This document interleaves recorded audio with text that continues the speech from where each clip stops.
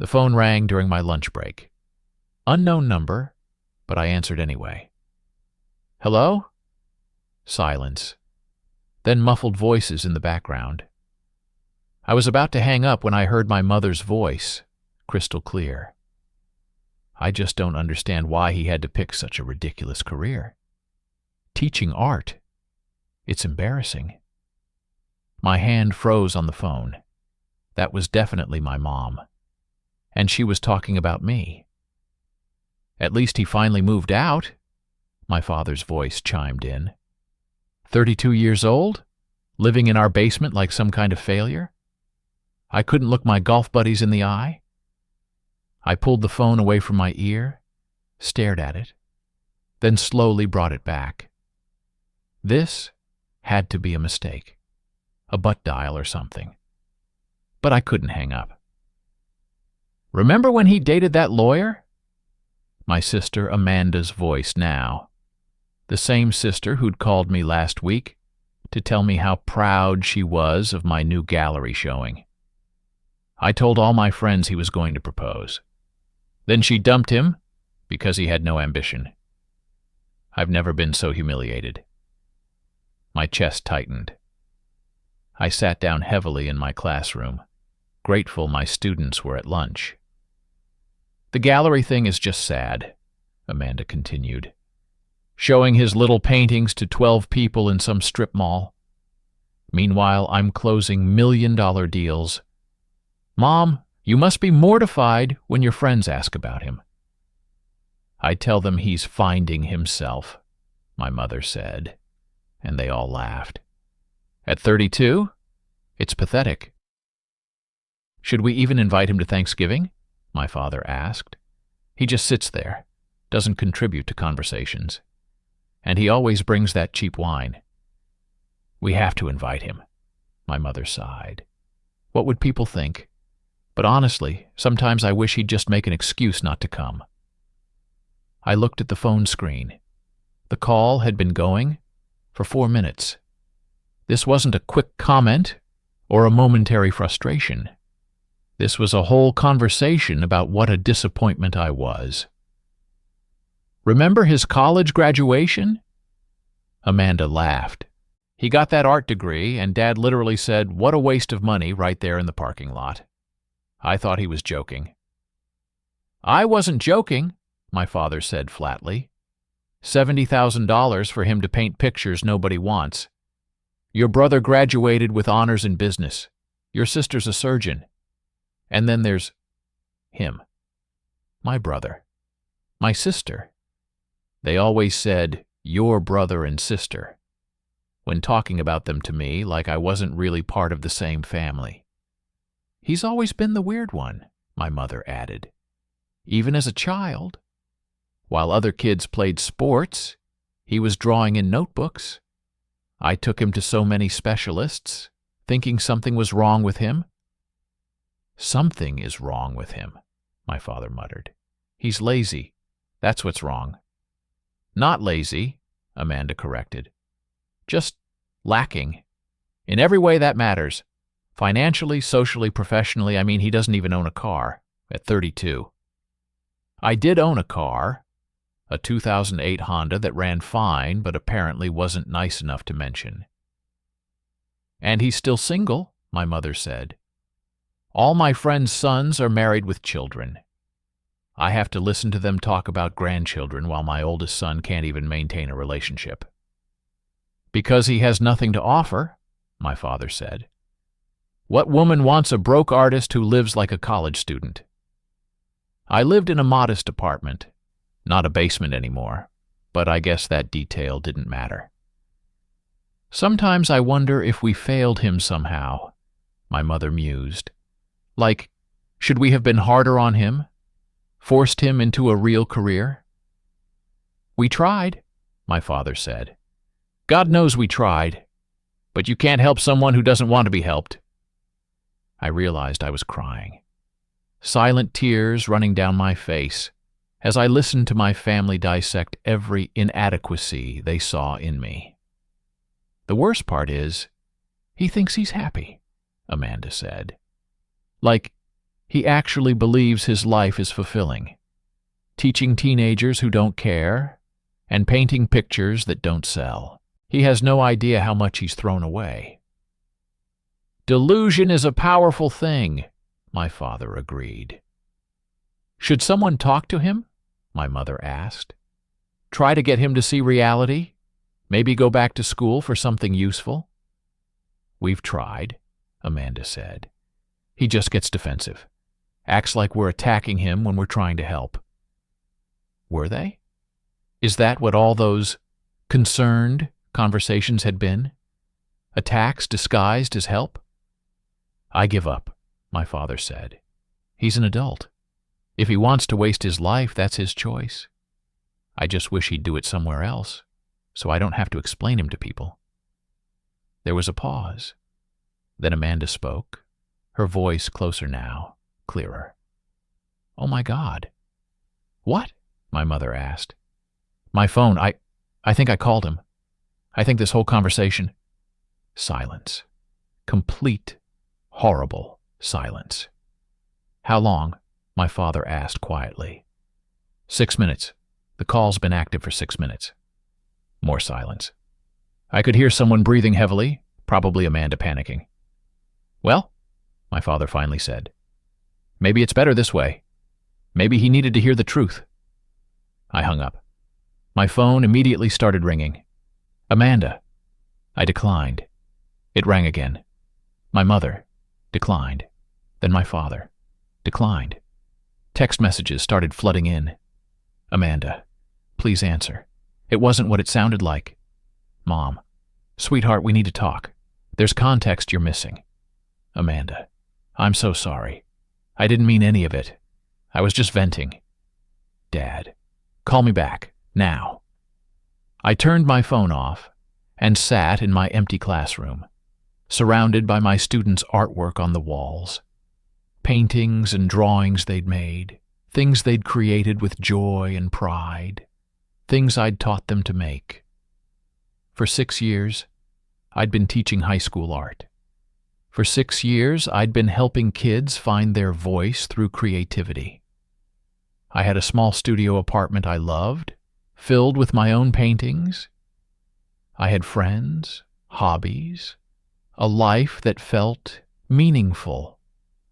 But according to my family, I was an embarrassment, a failure, someone they wished would just disappear. The classroom door opened. My colleague Jennifer poked her head in. Hey, you okay? You look... I'm fine, I said automatically. You're crying? I wiped my face. Just a tough phone call. She came in and sat on one of the student desks. Want to talk about it? I told her everything. The accidental call, every word they'd said, all of it. She listened, without interrupting. When I finished, she was quiet for a moment. That's unforgivable, she finally said. They're my family. That doesn't give them the right to tear you apart like that. She leaned forward. You know none of what they said is true, right? Some of it is. I don't make a lot of money. I'm single. I'm not successful like my siblings. Success isn't measured in dollars or job titles. Jennifer gestured around the room. You change lives here, every day. I've seen kids come into your class barely able to draw a stick figure and leave creating beautiful art. You give them confidence, skill, joy. That matters. Not to my family. Then your family is wrong. My phone was off, but I could imagine the messages piling up, the calls, the panic on their end as they realized what I'd heard. Part of me wanted to turn it back on, to give them a chance to explain or apologize. Part of me never wanted to speak to them again. What are you going to do? Jennifer asked. I thought about Thanksgiving, now 3 weeks away. Thought about sitting at that table pretending everything was fine, while knowing exactly what they thought of me. I don't know, I admitted. But I knew one thing. I couldn't unhear what I'd heard. and nothing would ever be the same. I kept my phone off for 3 days. 3 blissful days of silence, where I didn't have to face their excuses or apologies or whatever was waiting for me. On day 4, I turned it on. 47 missed calls, 63 text messages, 5 voicemails. I started with the texts. Amanda, please just let me explain. I was having a bad day and said things I didn't mean. Mom, we're worried about you. Please come over so we can talk face to face. Dad, this silent treatment is childish. Call me back. The last one made me laugh. I was being childish? I wasn't the one who'd spent an hour trashing my own son. My brother Mark had texted too. Amanda told me what happened. That's rough, man. Call if you need to talk. At least he hadn't been part of the conversation. Small mercies. I listened to one voicemail. My mother's voice, shaky and tearful. Honey, please, we love you so much. What you heard, we were just stressed and took it out on you. It wasn't fair.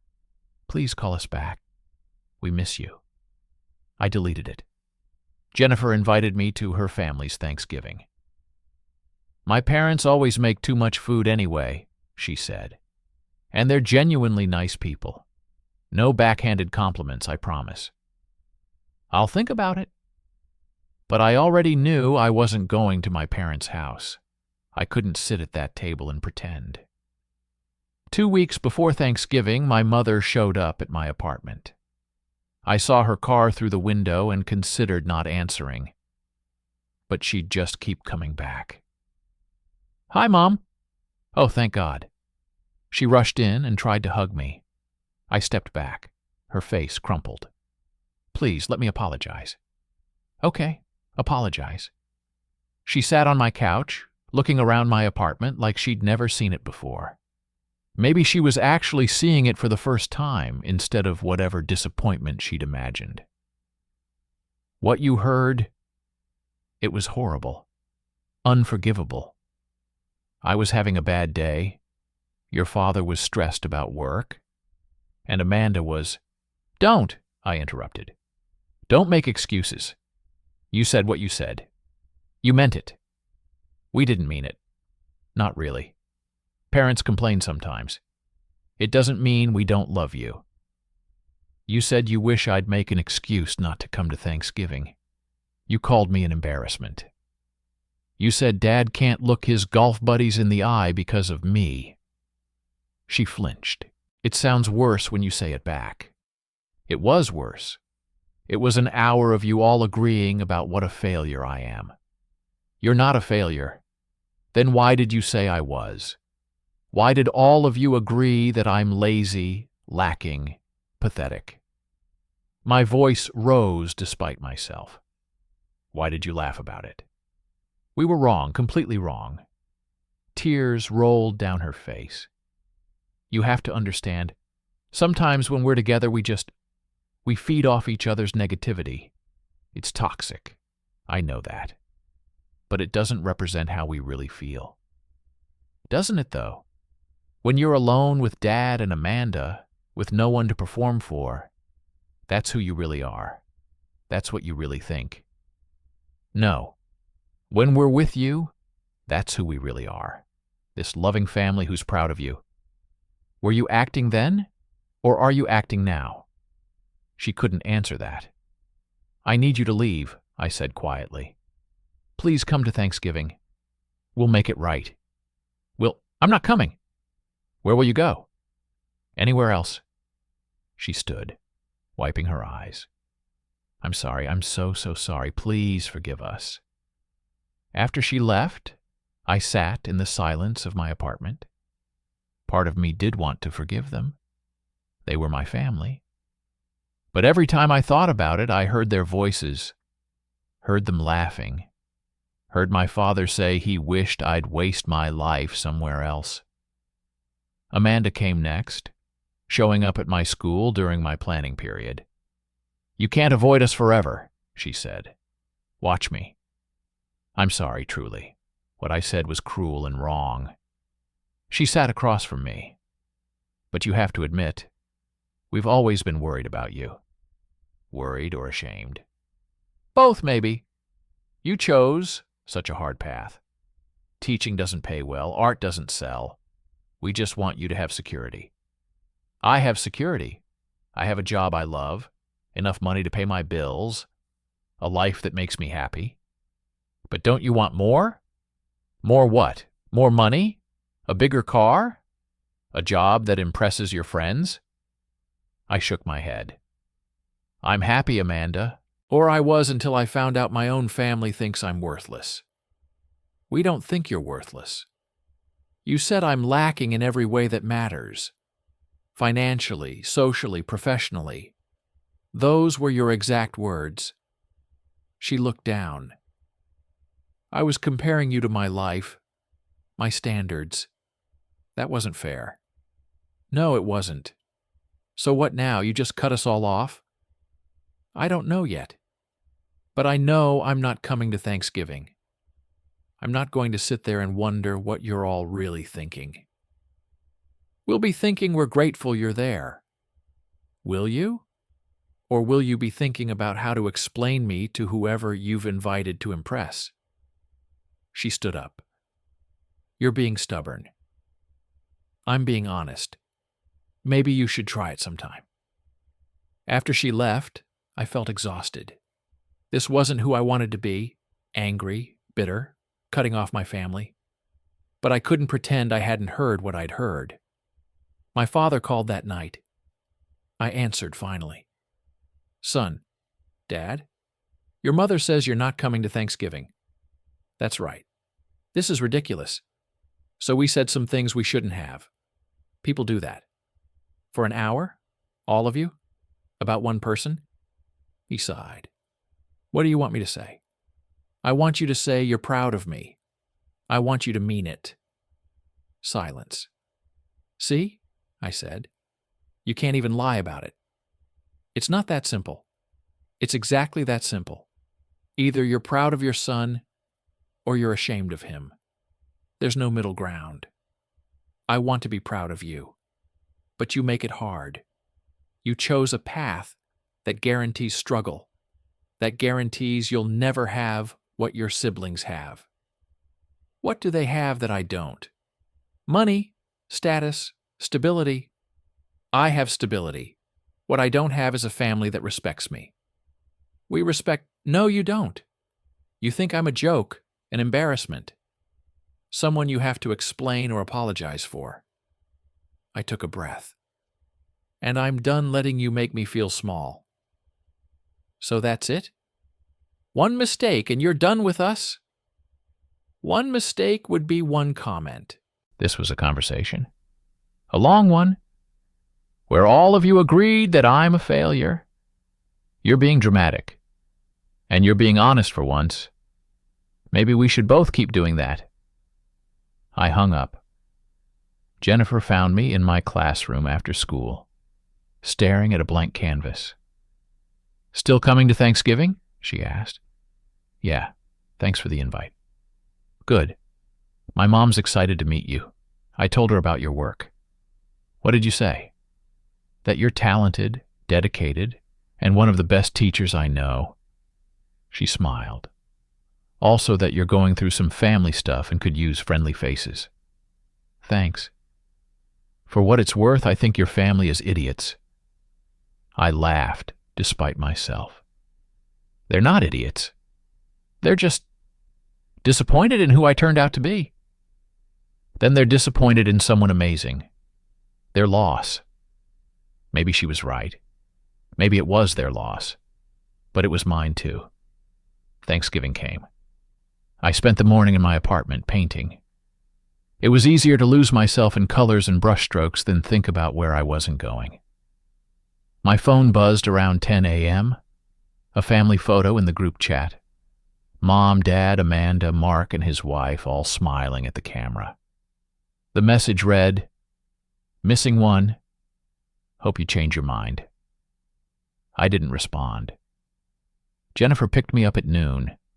Her parents' house was warm and chaotic in the best way. 3 generations crowded into a modest home. Kids running around, dogs barking, someone always laughing. Her mother hugged me like she'd known me for years. "Jennifer says you're an artist." We have some of her old paintings in the attic. Terrible, but we kept them anyway. "Mom!" Jennifer groaned. "What? You were 8. They're supposed to be terrible." She winked at me. "Unlike yours, from what I hear. Jennifer showed me your gallery photos. Stunning work." It was such a simple compliment, but it hit me harder than I expected. When was the last time my own mother had complimented my art? Dinner was loud and messy. People talked over each other, told embarrassing stories, laughed until they couldn't breathe. Nobody asked what I did for a living like it was a test. Nobody compared me to anyone else. Jennifer's dad asked about my teaching, genuinely curious. "What's it like, working with teenagers?" I imagine that's challenging. "It is," I admitted, "but it's rewarding. When a student who hated art suddenly creates something they're proud of, that feeling never gets old." "That's a gift," he said. "Not everyone can inspire kids that age." After dinner, Jennifer's nephew found out I was an artist and dragged me upstairs to see his drawings. He was 7, and they were exactly what you'd expect: stick figures and lopsided houses. But his enthusiasm was infectious. "This one's a dragon," he explained, showing me something that looked more like a blob with teeth. "I can see that. The scales are really detailed." His face lit up. "You think so?" "Definitely. You know what would make it even better?" I grabbed a pencil. "If you added shadows here and here, makes it look more three-dimensional." We spent an hour drawing together. His mother found us and smiled. "You're good with him." "I like kids. They create without fear of judgment." "Must be nice," she said, knowingly. Around 8 p.m., my phone started ringing. My mother. I stepped outside to answer. "Hi, Mom." "Oh, honey, thank God. I've been so worried." "Are you okay? Did you eat?" "I'm fine. I'm at a friend's house." "A friend's... Oh." She sounded hurt. "We missed you today." "Did you?" "Of course we did. It wasn't the same without you." I watched through the window as Jennifer's family played charades. Someone was acting out a movie, flailing around while everyone shouted guesses. "Mom, can I ask you something?" "Anything?" "When you look at me, what do you see?" She was quiet for a moment. "I see my son." "No, I mean really see. Not who you wish I was or who you think I should be. Who I actually am." Another pause. "I see someone who's always been different, who marches to his own drum, who's made choices I don't always understand." "That's not an answer. What do you want me to say?" "I want you to say you see someone worthy of respect. Someone whose life has value even if it doesn't look like Amanda's or Mark's." My voice cracked. "I want you to see me, Mom, not your disappointment." "You're not a disappointment. Then why did you say I was? Why did all of you agree that my life is pathetic?" "Because we're flawed, stupid people who say terrible things sometimes." She was crying now. "Because we measure success by all the wrong things. Because we're so focused on what we think life should look like that we can't see what's actually in front of us." "And what's in front of you?" "A son who found his passion and pursued it, who helps kids discover their creativity, who lives authentically, even when it's hard." She took a shaky breath. "A son who's braver than I ever was." "You don't mean that." "I do. I took the safe path, married the right man, had the right career. And I'm not unhappy. But I'm not happy either. Not like you are. Not like you are when you talk about your students or your art. This wasn't what I'd expected her to say. Your father and I were scared, she continued. We're scared you'll struggle, that you'll be poor or lonely or regretful. So we push and criticize and try to force you into a safer box. But that's our fear, not your reality. It hurt, Mom. Hearing all of you, I know, God, I know. There's no excuse for what we said. None. She was sobbing now. I've replayed that conversation 1,000 times. Every word makes me sick. That's not who I want to be. Then who do you want to be? Someone who supports her son, who celebrates his choices even when they scare her, who tells him she's proud of him and means it. Are you? Proud of me? The pause was shorter this time. Yes, I'm proud that you're doing what you love, that you're making a difference in kids' lives, that you're happy, despite us trying to convince you not to be. I wiped my eyes. I needed to hear that. I should have said it years ago. I should have said it every day. Inside, Jennifer's family had moved on to board games. Someone flipped the table by accident, and everyone was laughing, including the person who'd lost all their pieces. I'm not ready to come back yet, I told her. I need time. I understand. Take all the time you need. She hesitated. But maybe we could get coffee.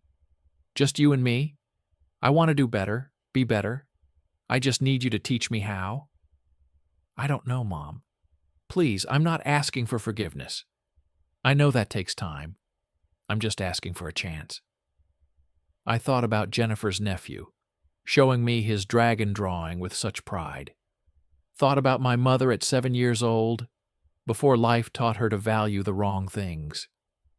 Okay, coffee, but just us. Just us, she agreed. Thank you. Thank you so much. After we hung up, I sat outside for a while, processing. The conversation didn't fix everything. One apology couldn't undo years of feeling inadequate, couldn't erase what I'd heard them say. But it was something. A start. Jennifer came outside. Everything okay? Yeah, my mom wants to get coffee, just the two of us. That's good, right? I think so. Maybe. I looked at her. Thank you for today. Your family is wonderful. They liked you too. Mom already asked if you're coming to Christmas.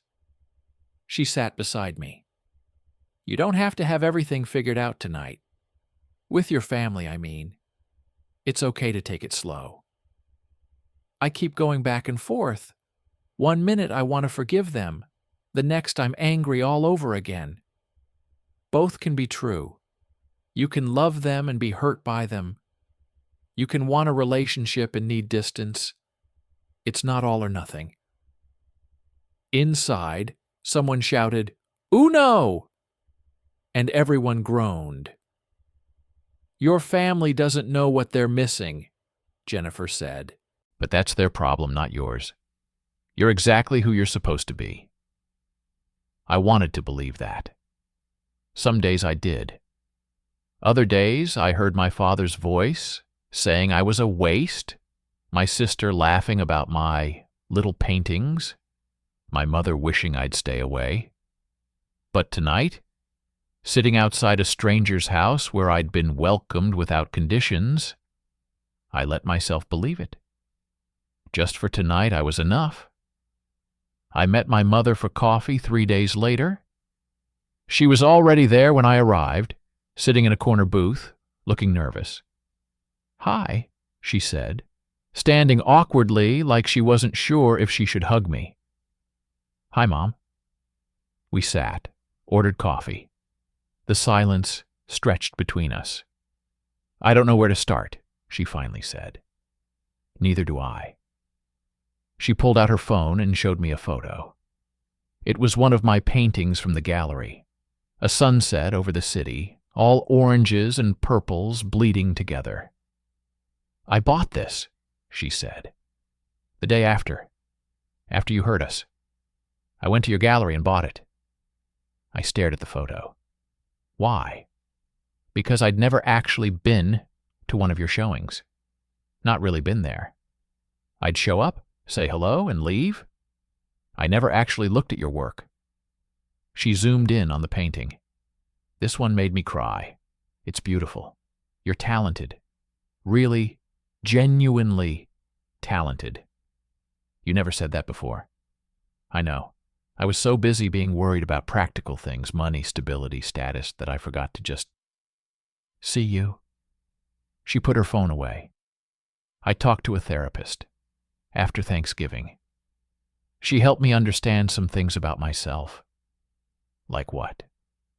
Like how I've been living through my children instead of supporting them.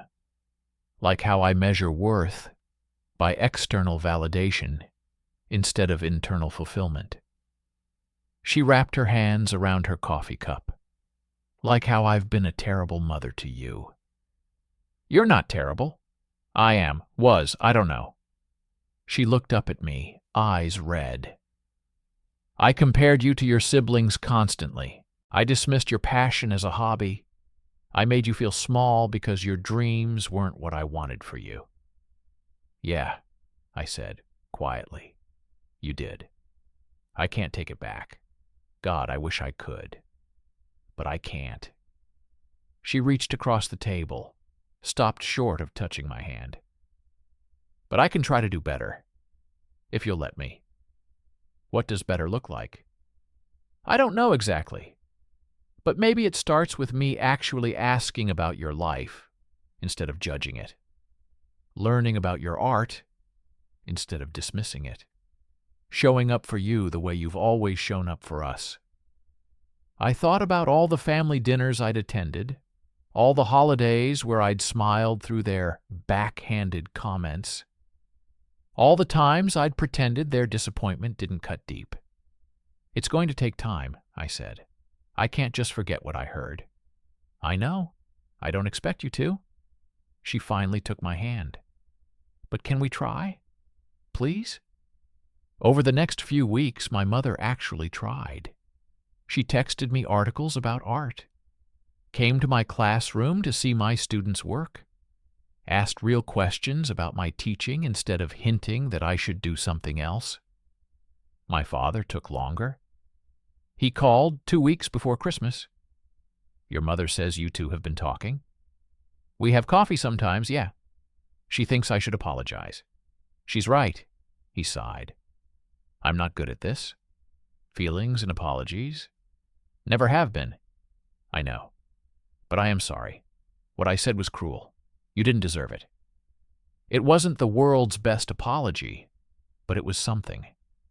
Do you mean it? I asked. Or are you just saying it because Mom told you to? Another sigh. Both, maybe. But I've been thinking about what kind of father I've been, what kind of man I am. He paused. I don't like what I see. Dad, let me finish. I'm 70 years old, successful by every measure I was taught to value. And I'm miserable. I hate my job. Half my golf buddies are people I can't stand. Your mother and I barely talk about anything real. His voice cracked. And then there's you, teaching kids, painting, actually happy. And instead of being proud, I'm jealous. How pathetic is that? I didn't know what to say. You figured out something I never did, he continued. That success isn't about impressing other people. It's about living a life that means something to you. And I punished you for it, because it reminded me of everything I gave up. What did you give up? I wanted to be a musician. Did you know that? I played guitar, wrote songs. Was pretty good, actually. He laughed bitterly, but my father said it wasn't practical. So I went to business school, got the right job, lived the right life. And I've regretted it every single day. I didn't know that. Nobody does. I buried it so deep I almost forgot myself. Until I watched you choose differently. choose happiness over approval. And instead of admiring you, I resented you. We were both quiet for a while. I'm sorry, he said finally, for all of it. You're a better man than I am. Christmas came. I went to my parents' house, nervous and uncertain. Amanda was there with her husband, Mark with his wife and kids. Everyone walked on eggshells at first, overly polite. Then my nephew asked if I'd help him draw. We sat at the kids' table, sketching dinosaurs. My father watched from across the room. Later, he pulled out an old guitar from the basement. Haven't played in 40 years, he said, fingers fumbling over the strings. Probably terrible. Play something, my mother encouraged. He played. It was rusty and imperfect, but it was real. My mother cried. We all did, a little. Amanda pulled me aside before I left. I'm sorry too, for what it's worth. I was projecting my own insecurities onto you. What insecurities? You're wildly successful. And wildly unhappy. She smiled sadly. Turns out money doesn't fix everything. Who knew? You okay? Getting there? Seeing a therapist? Realizing some things about myself. She hugged me. You were brave to live your truth. I'm trying to learn from that. Driving home that night, I felt lighter. Not fixed. Healing isn't that simple. But lighter. My phone buzzed. A text from my mother. Thank you for giving us another chance. I love you. I'm proud of you. 3 months ago, those words would have meant everything. Now they were just a start. But sometimes a start is enough. I pulled up to my apartment, saw my latest painting through the window. Tomorrow I'd take it to the gallery. Tomorrow I'd teach my students about perspective and shading. Tomorrow I'd live my life exactly as I chose to live it. Not because my family finally approved, but because I approved. And that was the only validation I'd ever really needed. I texted back, I love you too, Mom. See you next Sunday for coffee.